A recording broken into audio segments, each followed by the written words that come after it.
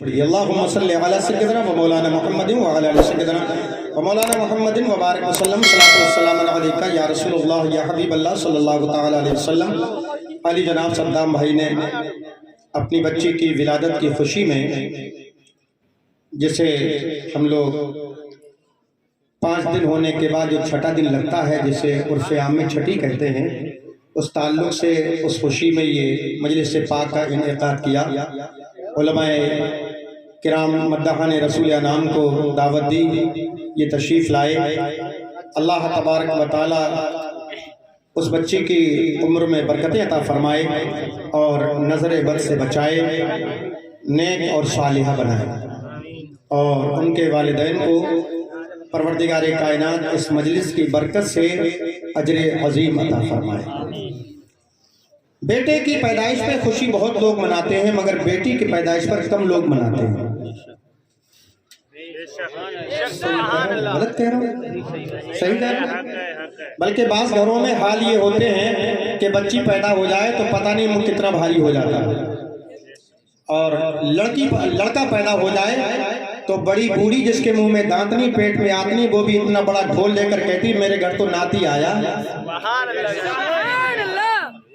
غور کرو ذرا، سب سے پہلے بچہ پیدا ہو تو اس کے کان میں اذان کہو، اسے اللہ کا نام سناؤ، نہ کہ اسے ڈھول سناؤ، نہ اسے باجے گاجے، بلکہ اللہ کا نام اللہ اکبر کی آواز اس کے کان میں پہنچاؤ۔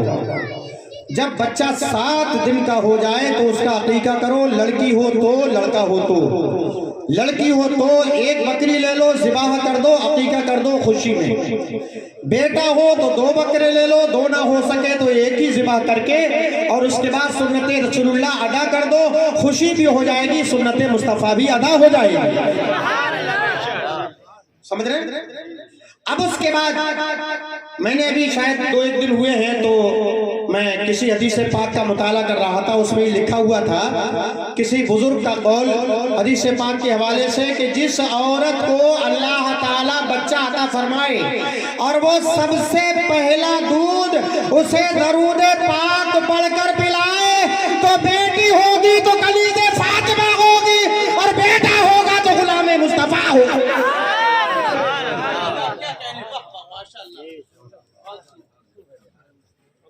پہلا دودھ پلائے، پہلا دودھ پلائے۔ جیسے ہی بچہ گود میں آئے اور ماں بچے کے منہ میں پستان بڑھائے تو اس سے پہلے رسول اللہ پر درود پاک پڑھ لے۔ اگر بیٹی ہے تو کنیز فاطمہ ہوگی، اور بیٹا ہے تو غلام مصطفیٰ ہوگا۔ توجہ کریں ذرا۔ اب اس کے بعد ماں کی گود میں بچہ آ جاتا ہے، بیٹی کی شکل میں ہو تو، بیٹا کی شکل میں ہو تو، پھر ماں اس کو دودھ پلاتی ہے، اور باپ اس کی کمائی، اس کے پرورش کے لیے، کمانے کے لیے گھر سے باہر نکل جاتا ہے یا اپنی دکان پر جاتا ہے، اور اس کے بعد بچوں کی پرورش میں لگ جاتا ہے۔ آقا کریم علیہ السلام کی ایک محفل میں میرے مصطفیٰ صلی اللہ علیہ وسلم نے صحابہ کو مخاطب ہو کے فرمایا، اے میرے صحابہ، جس کو خدا 3 بیٹیاں عطا فرمائے، کتنی؟ اونچا بولے۔ جس کو پروردگار 3 بیٹیاں عطا فرمائے اور وہ اپنی 3 بیٹیوں کی پرورش کر کے اچھے گھر میں رشتہ کر دے، نیک دیندار رشتہ تلاش کر اس کا نکاح کر دے، تو اللہ تعالیٰ اسے جنت عطا فرمائے گا۔ نعرہ تکبیر، نعرہ 3 بیٹیاں عطا فرمائے۔ ایک صحابی رسول فوراً عرض کرنے لگے، یا رسول اللہ، اگر خدا کسی کو 2 ہی بیٹیاں دے تو اس کے لیے کیا حکم ہے؟ میرے مصطفیٰ فرماتے ہیں کہ اگر 3 نہیں، جس کو 2 ہی بیٹیاں اللہ عطا فرمائے تو وہ 2 ہی بیٹیوں کو پال کر اس کے بعد اس کا نکاح کر دے، اسے نیک بنائے، اچھی طریقے سے اس کی پرورش کر لے، تو اللہ اس کو بھی یہی اجر عطا فرمائے گا۔ ایک صحابی نے عرض کی، یا رسول اللہ، اگر کسی کو 1 بیٹی اللہ عطا فرمائے تو اس کے لیے کیا اجر ملے گا؟ میرے مصطفیٰ فرماتا ہے وہ بھی جنت میں جائے گا، وہ بھی جنت میں جائے گا۔ اب بہت سے ہمارے بھائی ایسے بھی ہیں، یا ہماری بہت سی مائیں بہنیں بچی بیٹیاں ایسی بھی ہیں کہ جن کے بیٹے ہی بیٹے ہیں، بیٹیاں نہیں ہیں، وہ کیا کریں؟ अब आइए एक मशवरा मैं देता हूँ, वो तो आपने हदीस पाक का मफ़हूम सुन लिया। आइए, अगर किसी के घर पर बेटी नहीं है, बेटे की बेटे हैं, वो अपने बेटों को पाले, और अगर अपने भाई की बेटी है उसकी परवरिश में हाथ बटा ले तो अल्लाह उसे भी जन्नत अता फरमाएगा।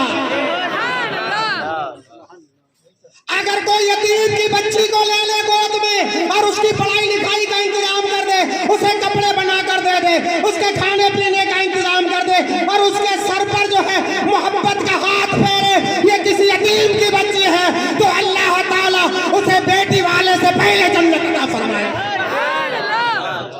यतीम के सर पर हाथ फेरे, जो करे ना कलमा शरीफ सुना दे, ला इलाहा इल्लल्लाह मुहम्मद रसूलुल्लाह सल्लल्लाहु तआला अलैहि वसल्लम। अब मैं ये नहीं कह रहा हूँ मेरे भाइयों कि बेटी ही बेटी, अल्लाह जिसको बेटा अता फरमाए वो भी नेमत है, बेटी अता फरमाए वो भी नेमत है। अगर बेटे खुदा ने किसी को दिए हैं तो बेटों की परवरिश करे और उसके बाद उसको नेक बनाए, दीनदारी सिखाए, कुरान की तालीम दे, और जब बोलने के लायक हो जाए तो सबसे पहले किसी मदरसे में आलिम दीन के पास दाखिला करवा दे, उनके पास ले जाकर फौरन कर दे कि आलिम साहब इस बच्चे को मेरे दीन सिखाइए, इसे कुरान सिखाइए, इसे कलमा सिखाइए, इसे नेक बनाइए, तो अल्लाह तबारक व तआला उस बेटे वाले को भी अजर अजीम अता फरमाएगा।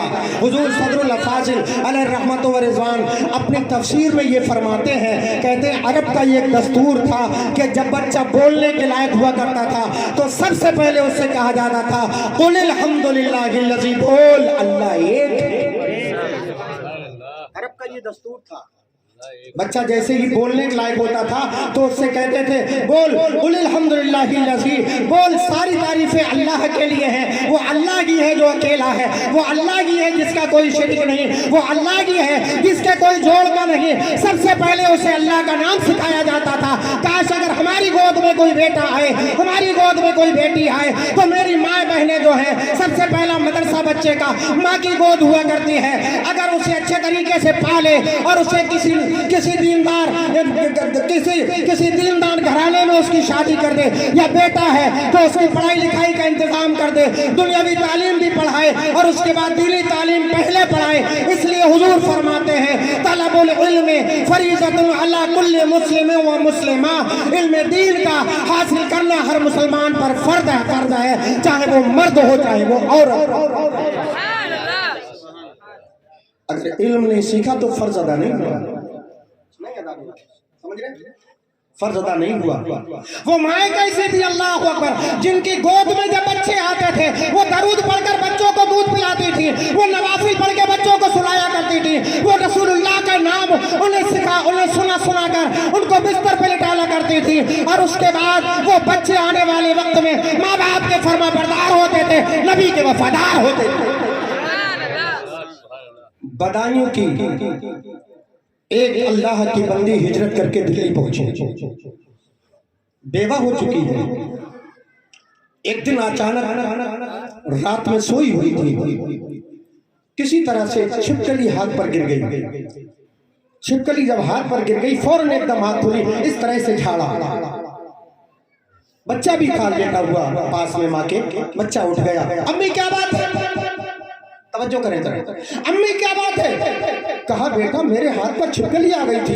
तो फौरन एकदम मैं चौंक गई, छिपकली आ गई, मैं चौंक गई। फौरन मैंने उठ के फौरन उसको झाड़ दिया, अल्लाह अकबर अल्लाह अकबर, और वो माँ रोने लगी। बेटी ने कहा अभी थोड़ी सी उम्र है। बच्चे ने कहा अम्मी जान छिपकली आई थी, आपके हाथ पर गिर गई थी और उसके बाद आपने उसको झाड़ दिया था, वो छिपकली तो चली गई, मगर रोने का क्या सबब है? रो क्यों रही हो? क्या कहीं चोट आ गई है या कोई परेशानी पहुंच गई है? क्या वजह है, रो क्यों रही हो? माँ ने कहा बेटा कोई बात नहीं, बस मुझे रोना आ गया इसलिए रो रही हूँ। बच्चे ने माँ का दामन पकड़ा, अम्मी जान जरा ये बता तो दो, छिपकली हाथ पर गिरी थी, ना उसने डसा था, ना उसने काटा था, ना उसे कोई तकलीफ हुई, ना कोई परेशानी तुम्हें है, बस बताओ ना दर्द हो रहा है, रो क्यों रही हो? तो माँ ने कहा बेटा अरे मैं रोने लगी, तू सो जा। कहा नहीं अम्मी जरा मुझे बता तो दो क्यों रो रही हो? तो माँ ने कहा मेरे लाल आज मुझे कब्र याद आ गई, मेरे लाल मुझे कब्र याद आ गई। कहा अम्मी कैसे कब्र याद आ गई, मतलब समझ में नहीं आया, जरा मुझे बताओ तो। छोटा सा बच्चा है, कोई आम बच्चा नहीं है। माँ ने कहा अरे मेरे लाल मुझे कब्र اس لیے یاد آ گئی، آج میرے اوپر ایک چھوٹی سی چھپکلی گری تھی اور اس میں نہ کوئی بوجھ تھا، نہ اس کے اندر کوئی ایسی چیز تھی جو میرے ہاتھ کو تکلیف پہنچا دی، جو مجھے پریشان کر دی۔ میرے ہاتھ میں درد بھی نہیں ہوا ہے، میں جیسے ہی اٹھی چھپکلی میرے ہاتھ پر گری، میں فوراً ایک دم بیدار ہو گئی، اور بیدار ہونے کے بعد میں نے اس کو جھاڑ دیا، چھپکلی چلی گئی۔ مگر مجھے قبر اس لیے یاد آ گئی، اے میرے لال، جب میری روح جسم سے نکل جائے گی اور میرے گھر والے یا میرے رشتہ دار جو بھی موقع پر ہوں گے، جن کا حق بنتا ہوگا، وہ مجھے دفن کرنے قبر میں لے جائیں گے، تختے لگا کر چلے آئیں گے، تو نہ جانے اس قبر کے اندر کتنے کیڑے ہوں گے، کتنے مکوڑے ہوں گے۔ کوئی ناک کی طرف سے مردے کے جاتا ہے، کوئی منہ کی طرف سے مردے کے جاتا ہے، کوئی کہیں کسی طرف سے جاتا ہے۔ جب وہ جسم جو ہے بالکل پھل پھوٹنے لگتا ہے، اس وقت یہ بتاؤ میرے لال، میں آج ایک چھپکلی کو برداشت نہیں کر سکی، تو قبر کے اندر کیڑے مکوڑے کو کیسے برداشت کروں؟ آج بھی ہو جو براہیم صاحبہ پیدا، آج کر سکتی ہے انداز گلستان پیدا۔ اتنا جو سنا تو کہا بیٹا، بولا امی جان، ارے آپ تو عمر دراز ہیں، اب یہ بتاؤ میری تو ابھی نرم و نازک ہڈیاں ہیں، پھر میرا کیا ہوگا؟ ماں کے رونے کو دیکھ کر بچہ بھی رونے لگا۔ میری ماں بہنیں بڑے غور سے سنے، بچہ بھی رونے لگا۔ جب بچہ رو رہا ہے تو کہا بیٹا تو کیوں رو رہا ہے؟ کہا امی جان میرا کیا حال ہوگا؟ جب آپ اتنا قبر سے ڈر رہی ہیں تو میرا کیا حال ہوگا؟ تو ماں نے کہا بیٹا، اگر اس قبر کے عذاب سے بچنا چاہتے ہو تو سجدے میں چلے جاؤ۔ فوراً چھوٹا سا بچہ ہے، سجدے میں چلا جاتا ہے۔ ماں نے کہا مولا سجدے میں لانا اس بچے کو میرا کام تھا، قبول کرنا اب تیرا کام ہے۔ سجدے میں لانا میرا کام تھا، یہاں تک لانا میرا کام تھا، اب اسے قبول کرنا تیرا کام ہے۔ بچہ رونے لگا، سجدے میں چلا گیا۔ رب کا ایسا کرم ہوا، اللہ اکبر، بچہ جوان ہو گیا۔ جب بچہ جوان ہو گیا اس کے بعد میرے دوستو، وہ دلی کے اندر اس کی ماں کے مزار پر، اس کے ماں کے مزار کے شہر میں ہر بدھ کو میلہ لگتا ہے، اور اس بیٹے کے مزار پر جس کا بیگوں میں مزار بنا ہوا ہے، بہت بڑا شہر ہے، وہاں پر جو ہے ہر سال میلہ لگتا ہے، بلکہ ہر روز میلہ لگتا ہے۔ وہ بچہ کوئی اور نہیں، وہ حضرت نظام الدین محبوب الہی ہے۔ آج بھی ہو جو براہیم صاحبہ پیدا، آج کر سکتی ہے انداز گلستان پیدا۔ اے میری ماں بہنوں، بچی بیٹیوں، اے میرے بھائیوں، اگر تم یہ چاہتے ہو تو سنو، خوف خدا دل میں پیدا کر لو، خوف قیامت دل میں پیدا کر لو، خوف قبر پیدا کر لو، خوف موت پیدا کر لو، اور اس کے بعد جب بچہ جو ہے کسی ماں کے جو ہے شکم میں آئے، ابھی باہر نہ آ پائے، اس سے پہلے یہ کہو، اے پروردگار کائنات، ہمارے گھر بھی پیدا ہو صلاح الدین ایوبی۔ حالات دیکھیں، ہمارے گھر بھی پیدا ہو صلاح الدین ایوبی، خدا بیٹی کی صورت میں کنیز فاطمہ دے دے۔ یاد ہوگا، انہوں نے آپ کو بتایا ہوگا، قرآن شریف پڑھیے، ترجمہ کنز الایمان پڑھیے، ایک جگہ قرآن میں آپ کو پڑھیں گے تو ملے گا۔ سیدنا حضرت ابراہیم علیہ السلام نے دعا مانگی تھی، حضرت اسماعیل و اسحاق کے پیدا ہونے سے پہلے، اللہم رب حب لی من الصالحین۔ کوئی زور سے بولے گا سبحان اللہ؟ اللہم رب حب لی من الصالحین، اے اللہ مجھے نیک اولاد عطا فرما۔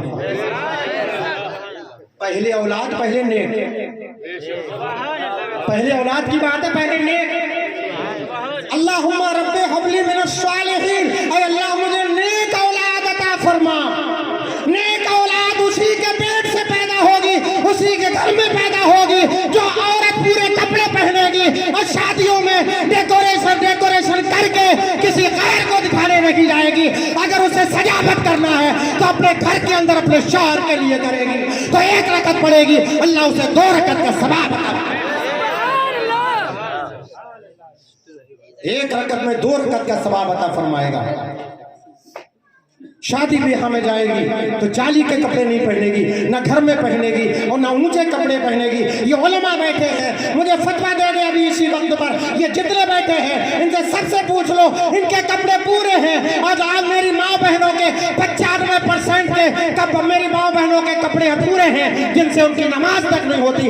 ऐसी जाली का दुपट्टा होता है, जैसा बाहर से बाल चमकते हैं वैसे ही दुपट्टे के अंदर चमकते हैं। हुजूर सदरुल शरिया बदरुत तरीका खलीफा आला हजरत अल्लामा मौलाना मुफ्ती अमजद अली आजमी रहमतुल्लाह ताला अलैह फरमाते हैं, जिस कपड़े से बालों की रंगत नजर आ जाए उस कपड़े से औरत की नमाज तक नहीं होगी। इसलिए औरत का पूरा बदन औरत है और मर्द का जो है नाक से लेकर घुटने तक औरत है। इसी को सत्रे औरत कहा जाता है। जो नमाज में 6 शराइत है, उनमें से एक शर्त है सत्रे औरत। आज भी हो जो बरागीम शाहीमा पैदा, आज कर सकती है अंदाज़े गुलिस्तां पैदा। दर्स कुरान अगर हमने न भुलाया होता, ये ज़माना न ज़माने ने दिखाया होता। मुनाफिकत को मिटाओ, अली अली कह के नबी का जश्न मनाओ। अली अली कह के जो चाहती है ये मेरी माएँ कि नेक हो बच्चे तो उनको दूध पिलाओ। अली अली कह के इन्ना दीन इंदल्लाहिल इस्लाम, अल्लाह ताला के यहाँ इस्लाम ही दीन है। मौला हमें इसी पर ज़िंदगी अता फरमाए और जब हमारी ज़िंदगी लंबी उम्र हो के पूरी हो जाए तो परवरदिगार इसी पर हमारा ईमान के साथ खातिमा फरमाए। मेरे बोलने में कोई ख़ता हो गई हो मौला माफ़ फरमाए। अस्तग़फिरुल्लाह रब्बी मिन कुल्लि ज़ंबिन व अतूबु इलैह व मा अलैना इल्लल बलागुल मुबीन। अस्सलाम।